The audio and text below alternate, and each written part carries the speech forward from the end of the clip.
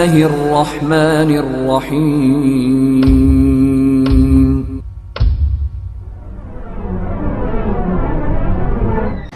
محترم و مکرم و معظم حاضرین جمعہ، خواتین اسلام،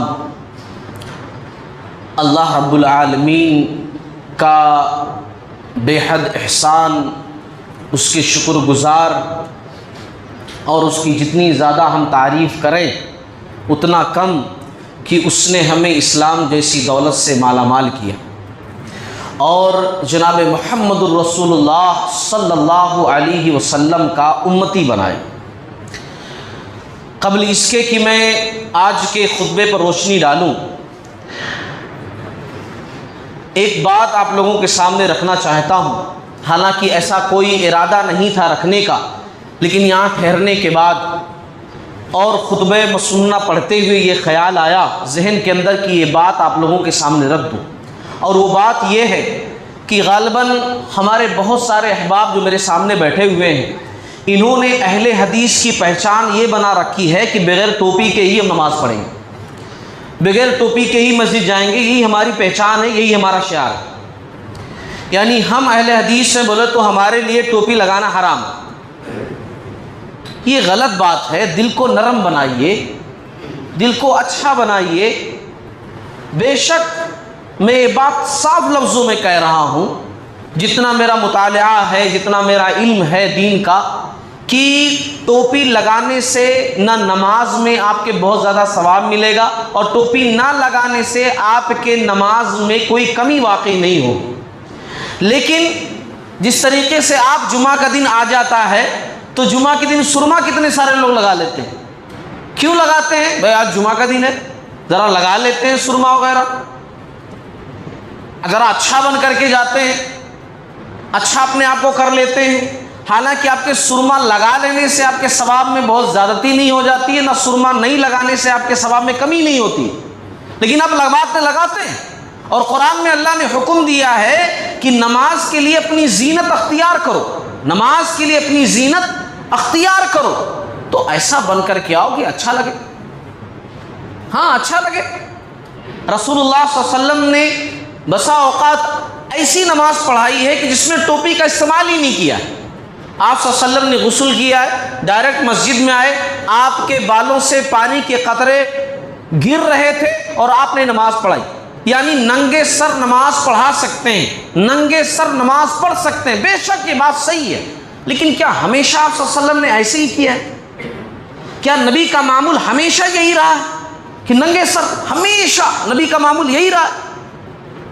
بے شک ایسی ٹوپی لگانا ہے نا، دستار باندھ لینا، یہ بھی ایک لباس ہے، ایک طریقہ ہے، لیکن نبی نے جو اختیار کیا ہے، اگر آپ نبی کے امتی ہیں، نبی سے سچی محبت کرنے والے ہیں، تو جتنا کر سکتے ہیں اتنا کریے نا،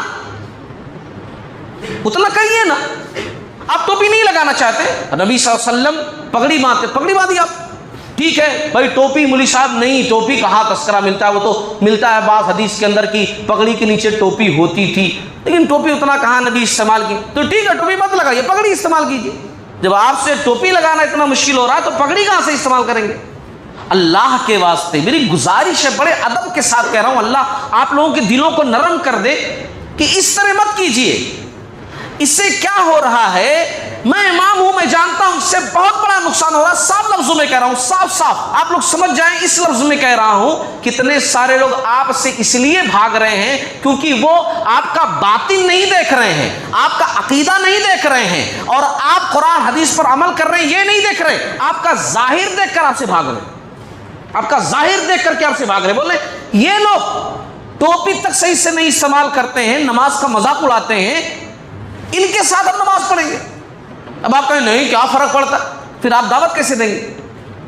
آپ دعوت اللہ کے علم بردار ہیں کہ صحیح بات لوگوں تک پہنچانی ہے، اور آپ کو کوئی فرق نہیں پڑ رہا ہے۔ کبھی کبھار جو چیز آپ نہیں کیے ہو مگر پھر بھی اگر ضرورت پڑ جائے تو کر دینا چاہیے۔ اگر اس سے بھلا ہو رہا ہے، دین کا بھلا ہو رہا ہے، کسی کی سمجھ کا بھلا ہو رہا ہے، تب بھی آپ کو کرنا چاہیے۔ میں ایک مثال دے کر اپنی بات ختم کروں۔ دیکھیے رسول اللہ صلی اللہ علیہ وسلم نماز پڑھا رہے ہیں، سنو غور سے اس بات کو، نوجوان خاص طور سے سنیں جنہوں نے اپنی پہچان بنا لی کہ میں ٹوپی نہیں لگاؤں گا. آپ صلی اللہ علیہ وسلم نماز پڑھا رہے ہیں, نماز میں ایک صحابی کی ہوا خارج ہو گئی. اب ہوا خارج ہونے کا مطلب کیا ہے؟ ان کی نماز ٹوٹ گئی. ان کو چلے جانا چاہیے, دوبارہ آ کر کے وضو کر کے نئے سرے سے نماز میں داخل ہونا چاہیے, مگر وہ شرم کی وجہ سے نہیں نکلے کہ اگر میں نکلوں گا تو سب کو پتہ چل جائے گا کہ میرا وضو ٹوٹا ہے. شرم کی وجہ سے نہیں نکلے.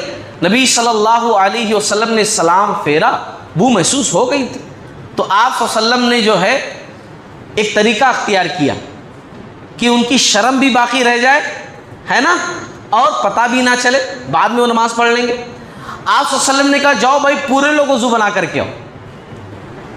اب اس میں ہم لوگ ہوتے ہیں, ہم جیسے سوچ کے لوگ نہیں ہمارا وضو نہیں ٹوٹا, ہم کہیں کو جائیں گے, خالی بھی نہیں ہو جا رہا, ہمارا وضو نہیں ٹوٹا ہے یا رسول اللہ صلی اللہ علیہ وسلم. نہیں, نبی نے کہا پورے لوگ, سمجھ گئے لوگ, جا کر کے وضو کر کے آئے پورے لوگ. اس میں وہ صحابی بھی جا کر کے وضو کر لیے کہ جن کا وضو سچ مچ ٹوٹا تھا, حالانکہ دوسرے لوگوں کا نہیں ٹوٹا تھا. تو کبھی کبھار ایسا کام کیجئے کہ آپ کو دیکھ کر کم سے کم اس کو فائدہ ہو رہا ہے نا. ٹوپی لگانا کوئی گناہ تو نہیں ہے نا کہ آپ لگا لیں گے تو شریعت کی خلاف ورزی ہو جائے گی, کوئی حرام کام کا ارتکاب کر لیں گے, ایسا تو نہیں ہے نا. اگر امام صاحب کسی دن ٹوپی بھول جائیں تو لوگ یاد دلانے لگتے ہیں کہ شیخ امام صاحب سر پر ٹوپی نہیں, اور آپ ہی لوگ جو ہے ٹوپی لگا کر نہیں اور کون بتائے. ہاں, یعنی امام صاحب کو سمجھتے ہیں کہ نہیں امام صاحب بھائی ان کو ٹوپی لگانا چاہیے, اور خود ٹوپی نہیں لگانا چاہیے. سمجھیے اس چیز کو. بہرحال آج میں جس چیز پر بات کرنے جا رہا ہوں وہ ہے کرامات اولیاء, اور اس ٹاپک میں بات کروں گا کہ وہ خاص واقعات کہ جن واقعات کے اندر دودھ پیتے بچے بولے, دودھ پیتے بچوں نے گفتگو کی, اس پر میں بات کرنے جا رہا ہوں. اور اس سلسلے میں نے سورہ یونس کی آیتیں پڑھی ہیں جو اللہ تبارک و تعالیٰ نے اللہ کے ولیوں کے بارے میں کہا. اللہ نے کہا الا ان اولیاء اللہ لا خوف علیہم ولا هم یحزنون, خبردار اللہ کے جو ولی ہیں ان کے لیے کوئی خوف کی بات نہیں ہے اور ان کو کسی ٹینشن لینے کی بات نہیں ہے جو اللہ کے ولی ہیں. اب اللہ کے ولی کون ہیں؟ کیونکہ آج کے دور میں تو اللہ کے ولی ہر کوئی بنا ہوا ہے. نماز پابندی سے پڑھتا ہو نہیں پڑھتا ہو, روزے رکھتا ہو نہیں رکھتا ہو, چرسی ہو, نشہ کا استعمال کرتا ہو, 10 دن تک نہاتا نہ ہو, بانا اتنے بڑے بڑے ہوں, ناخن یہ بڑے بڑے ہوں, عجیب سی شکل و صورت بنا کر کسی قبر کے پاس مجبر بن کر بیٹھا ہوا ہو, اور وہ اللہ کا ولی ہے. اللہ نے کیا کہا کہ اللہ کا ولی کون ہے؟ مختصراً ذکر کر رہا ہوں. اللہ کا ولی کون؟ اسی آیت میں آگے اللہ نے کہا الذین آمنوا وکانوا یتقون, کہ جو اللہ پر ایمان لائے, مومن ہو اور تقوی والا ہو. کیا ہو؟ مومن ہو اور تقوی والا ہو. اور جب اللہ نے کہہ دیا تقوی والا ہو تو پوری اسلام کی چیزیں اس کے اندر ہونی چاہیے. لہم البشری فی الحیات الدنیا وفی الآخرہ, تو ایسے لوگوں کے لیے خوشخبری ہے دنیا کی زندگی میں بھی اور آخرت کے لیے.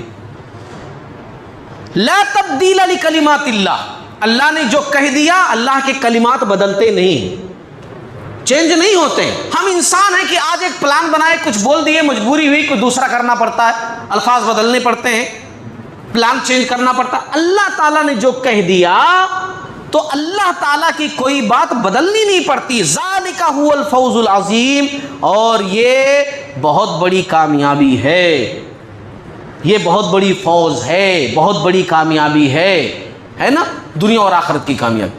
تو اللہ تعالیٰ نے جو سچ مچ اللہ کے ولی ہیں نا ان کی جو ہے صفات بتائی. اچھا میں یہاں پر ایک چیز کا میں تذکرہ کر دوں. دیکھیے ہم لوگ نا علم نہ ہونے کی وجہ سے بہت سارے لوگوں کو دنیا کے اندر اللہ کا ولی مان لیتے کہ یہ فلاں بندہ اللہ کا ولی.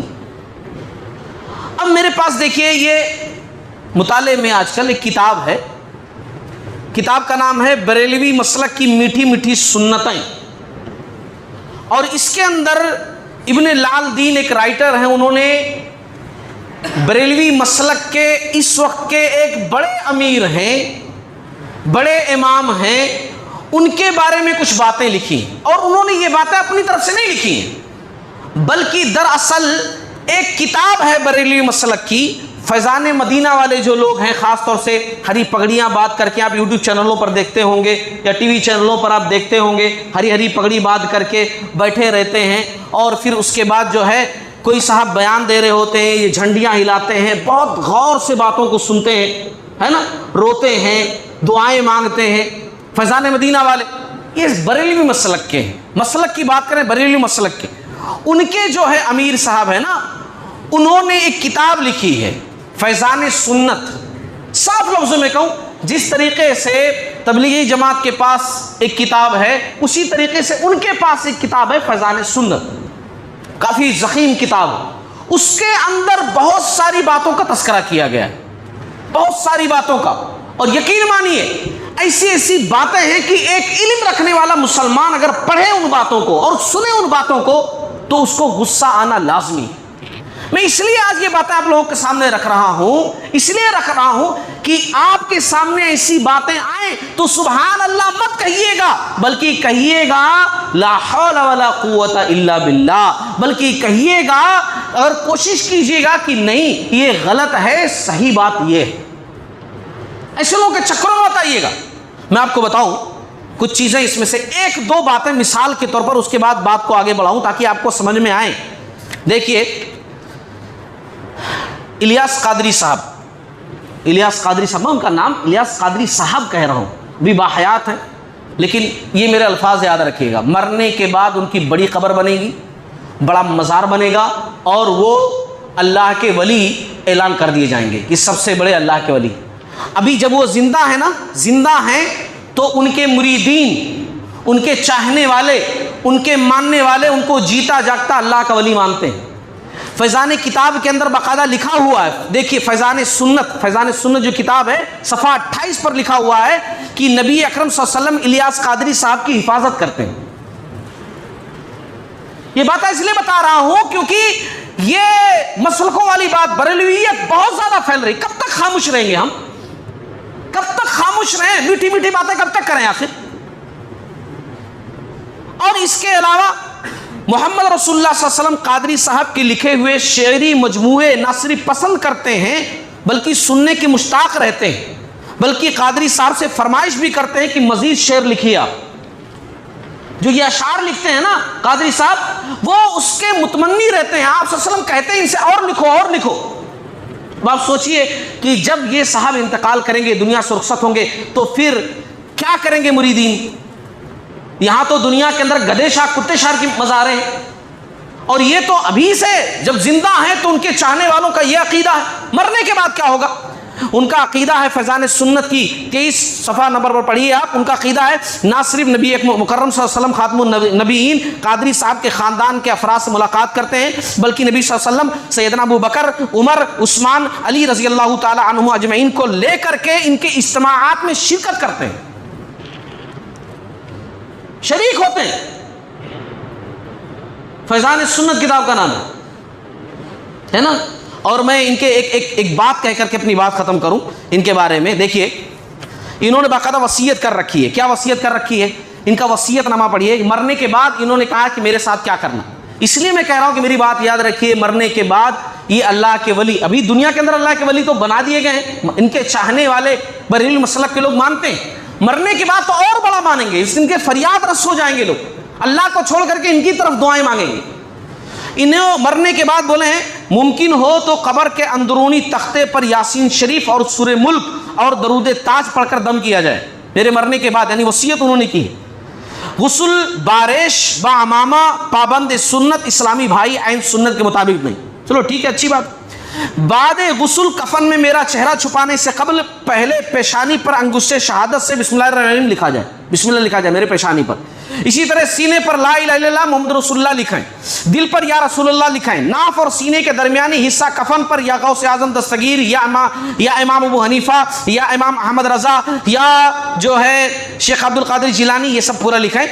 नीज नाफ के ऊपर से लेकर सर तक तमाम हिस्सा कफन पर अलावा पुष्ट के, यानी पुष्ट पीठ को छोड़कर पूरे बॉडी पर मदीना मदीना मदीना मदीना लिखो, उंगली से, मतलब इंक से नहीं, ऐसा उंगली से मदीना मदीना मेरे लिखो। जनाजे के जुलूस में सब इस्लामी भाई मिलकर इमाम अहले सुन्नत का कसीदा दरूद काबा के बदरुद्दोजा तुम पर करोड़ों दरूद सलाम ये पढ़ें। चेहरे की तरफ दीवार कब्र में ताक बनाकर, कब्र के अंदर मेरे ताक बनाकर उसमें किसी पाबंद सुन्नत इस्लामी भाई के हाथ का लिखा हुआ अहदनामा, नक्शे नालैन शरीफ, सब गुंबद शरीफ का नक्शा, शजरे शरीफ, नक्श हरकारा वगैरह तबोकार रख दिए जाएं मेरे कब्र के अंदर। खबर पर अजान दें, ज़हे नसीब सैयद साहब कोई हैं उन्होंने तलखीन फरमा दें। हो सके तो मेरे अहले मजलिस मेरी तदफीन के बाद 12 रोज़ तक, ये ना हो सके तो कम से कम 12 घंटे ही सही मेरी कब्र पर हल्का बना कर रहें और दरूद और तिलावत और नात से मेरा दिल बहलाते रहें। इंशाअल्लाह ज़वज नई जगह मेरा दिल लग ही जाएगा। अब सोचिए आप, जब ऐसे लोग आपके सामने आएंगे यूट्यूब के जरिए से, किसी भी जरिए से, और आपके पास इल्म नहीं होगा, किसी ने बताया ही नहीं, सब मिट्टी मिट्टी बातें करते रहे, बताया ही नहीं किसी, क्या होगा आपका? कितनी कंफ्यूजन होगी, क्योंकि वो रो रो कर उस चीज को बयान करेंगे, वो आपको रुलाएंगे। यहां अल्लाह ने कह दिया इसीलिए, है ना, अल्लज़ीना आमनू, कि वली वो है कि जो पक्का ईमान वाला हो, अल्लाह पर उसका ईमान पक्का हो, वकानू यत्तकून, और तकवा वाला हो, अल्लाह से डरने वाला हो, अल्लाह से डरने वाला हो, ऐसा हो। अब मुख्तसरन अगर एक वाक़या हो सके तो जिक्र कर दूं मैं। करामात औलिया में, करामत किसको कहते हैं वो जान लीजिए। करामत, करामत कहते हैं अल्लाह अपने अच्छे बंदों के जरिए कोई ऐसी चीज जाहिर करे जो खर्क़े आदत हो, यानी आम हालात के अपोजिट हो। आम हालतों में वैसा नहीं होता, जैसे आग का काम है जलाना मगर आग जलाए नहीं, पानी का काम है डुबोना मगर वो डुबोए नहीं, है ना, यानी रूट से हट करके कुछ बात हो जो अल्लाह रब्बुल आलमीन करे किसी आम बंदे के हाथों पर, तो वो है करामत। और अगर नबियों के हाथों पर कुछ हो ऐसा खर्क़े आदत कोई चीज नबियों के जरिए से, वो है मोजज़ा। उसको क्या बोलते हैं? नबियों के हाथों पर जो होता है उसको करामत नहीं, उसको मोजज़ा कहते हैं। नबियों से हटकर किसी के हाथों पर अगर कुछ होता है, जैसे मिसाल के तौर पर मरियम अलैहिस्सलाम हैं, कुरान में अल्लाह ने जिक्र किया है कि यहया की ज़करिया अलैहिस्सलाम जो उनकी देखभाल करते थे, जब उनके हुजरे में जाते थे तो बग़ैर मौसमी फल रखे हुए पाते थे, सूरह मरियम में आयतें मौजूद। तो ये वो नबिया तो थी नहीं, अल्लाह वाली थी, तो ये हुआ करामत। और ईसा अलैहिस्सलाम का बचपन में बोलना, ईसा अलैहिस्सलाम का मुर्दों को जिंदा करना अल्लाह के हुक्म से, ये सब है मोजज़ा।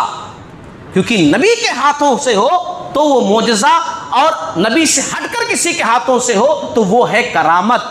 और ये दोनों चीजें अल्लाह की मर्जी से होती हैं, नबी भी हो या आम आदमी भी हो, जब चाहे करामत नहीं दिखा सकता, नबी भी हो जब चाहे मोजज़ा दिखा दे, मोजज़ा भी नहीं दिखा सकता जब तक कि अल्लाह ताला ना चाहे। ये दोनों चीजें मशरूत हैं अल्लाह की मर्जी के साथ, अल्लाह की रजा के साथ, अल्लाह के हुक्म के साथ। अच्छा, अब चलिए बात को आगे बढ़ाते हैं। दूध पीने के अय्याम में गुफ्तगू करने वाले बच्चों में एक तो बहुत मशहूर हैं, हम सब जानते हैं, हम सबको अच्छी तरीके से पता है, वो नबी हैं, अभी मैंने उनका नाम लिया, और वो हैं हज़रत ईसा अलैहिस्सलाम।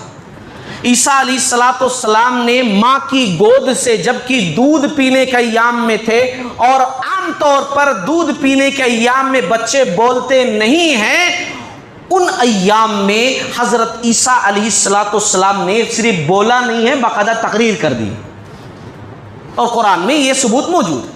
और इस बात को हम सब तमाम लोग अच्छी तरीके से जानते हैं, इसलिए बितफसील इस पर मैं रोशनी नहीं डालूंगा।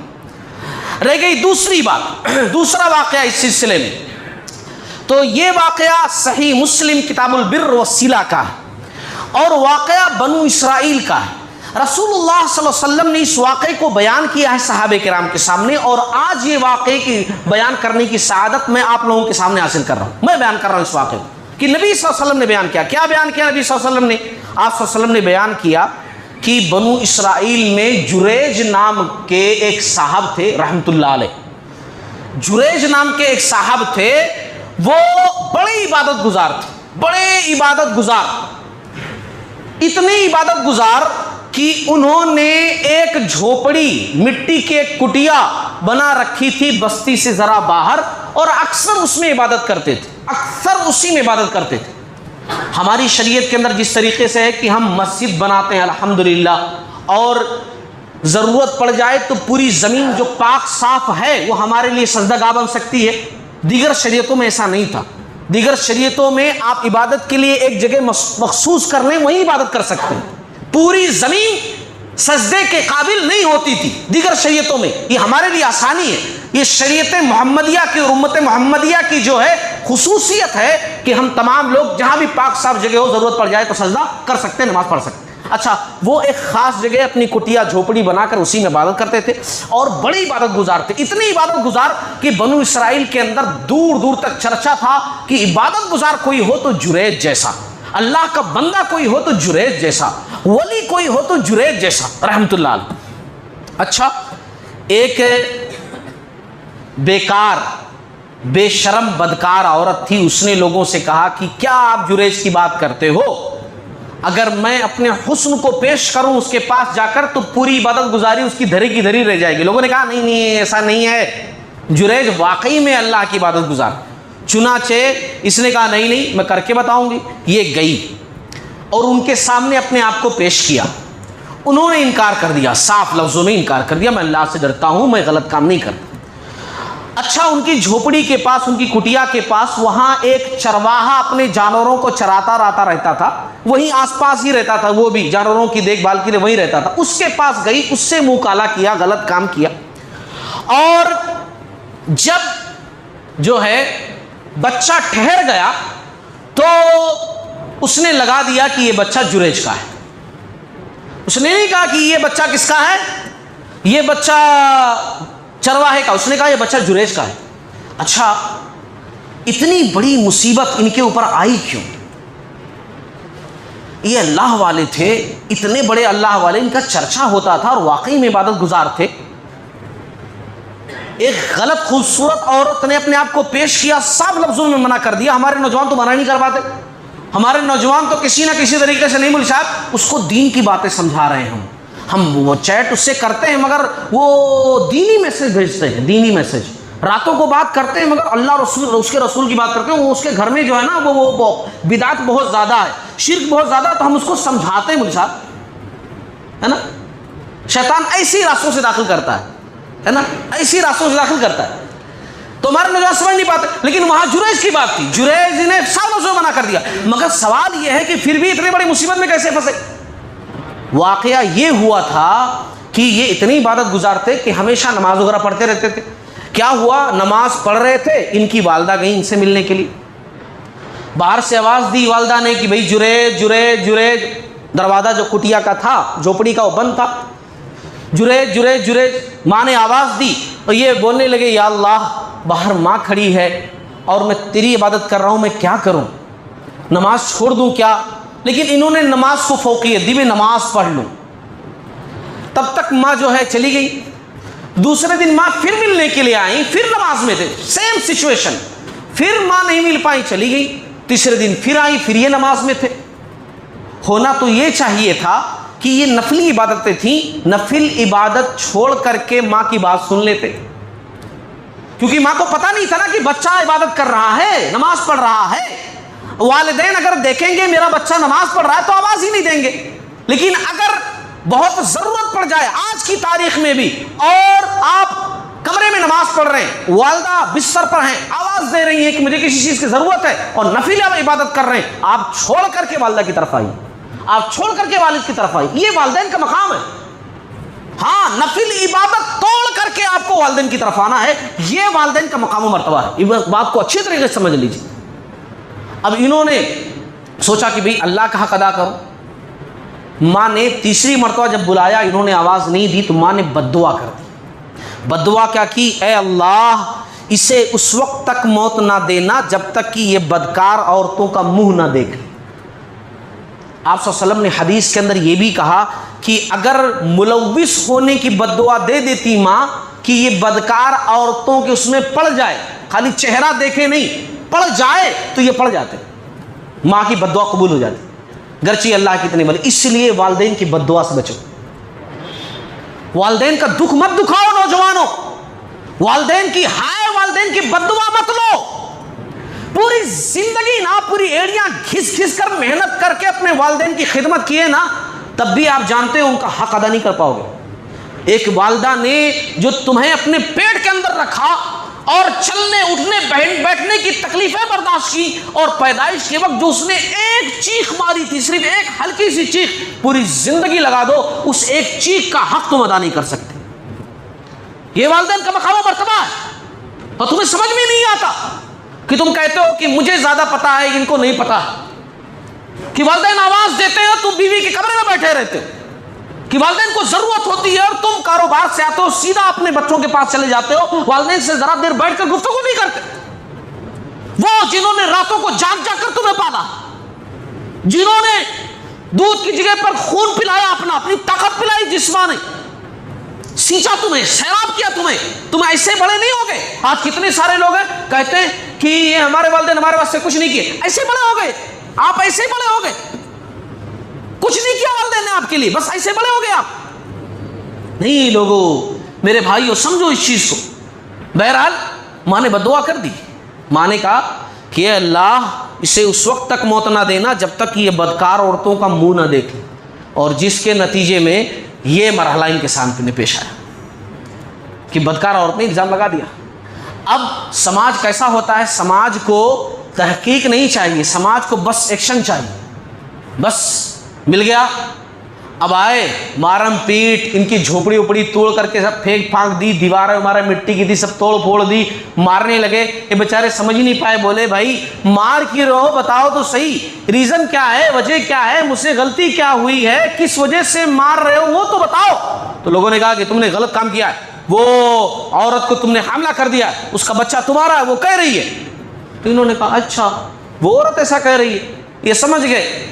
اس کے بعد بولے کہ بچے کو لے کر آؤ. بچہ جو بھی پیدا ہوا ہے، شیر خوار دودھ پیتا بچہ، صحیح مسلم کی حدیث ہے کتاب البر والصلہ کی، آپ صلی اللہ علیہ وسلم یہ واقعہ لوگوں کے سامنے بیان کر رہے تھے. تو بچے کو لے کر آئے.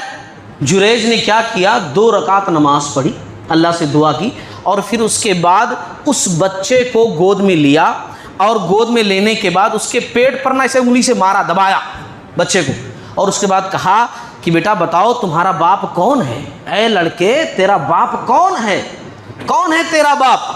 تو اس دودھ پیتے بچے نے کہا کہ میرا باپ فلاں چرواہا ہے. اس دودھ پیتے بچے نے کہا میرا باپ فلاں چرواہا ہے. تو اس سے پتا چلا کہ یہ دودھ پیتا بچہ بولا، دودھ پینے کے یام میں اس بچے نے بات کی ہے نا. اور کس کے ذریعے سے یہ کرامت ہوئی؟ جریج کے ذریعے سے. آج لوگ ایسا سمجھتے ہیں ہم کرامات اولیاء کو نہیں مانتے، ہم مانتے ہیں، ہم اولیاء کو بھی مانتے ہیں اور اولیاء کی کرامت کو بھی مانتے ہیں، لیکن وہ اولیاء ہو اور کرامت ثابت شدہ ہو. کرامت جو ہو وہ ثابت ہو، وہ فلاں بزرگ بتا رہے تھے کہ وہ صاحب ایسا کر دیے تھے، وہ کرامت ہم نہیں مانتے. ایسے تمام بزرگ تو بولتے رہتے ہیں. ثابت ہو، باقاعدہ اتھینٹک ہو کہ ہاں ایسا ہوا ہے. فلاں صاحب تھے، وہ ایک پیر پر کھڑے ہو کر کے پورا قرآن پڑھ دیے تھے. کیا ضرورت ہے ایک پیر پر کھڑا ہو کر قرآن پڑھنے کی؟ قرآن کا حکم ہے، رسول کا حکم ہے کہ ایک پیر پر قرآن کھڑے ہو کر کے پڑھو.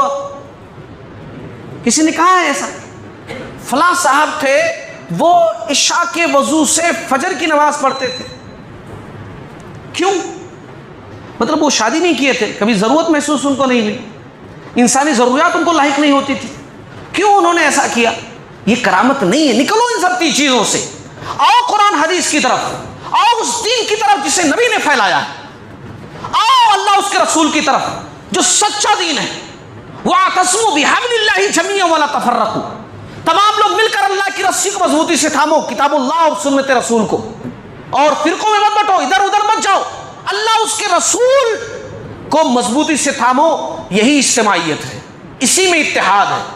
इत्तेहाद अगर करना चाहते हो तो इत्तेहाद एक ही शर्त पर हो सकता है, अल्लाह उसके रसूल की बातों को मानो, कुरान और हदीस को फॉलो करो, क्योंकि कुरान और हदीस को ही फॉलो करना असल इस्लाम है। इंशाअल्लाह बाकी बातें मैं बाद की जुमा में रखूँगा इंशाअल्लाह। वक्त ख़त्म हो चुका। अल्लाह ताला से दुआ करता हूँ कि अल्लाह ताला हम तमाम लोगों को जितनी बातें मैंने की हैं, सबसे पहले मुझे, फिर आप तमाम लोगों को अमल करने वाला बनाए।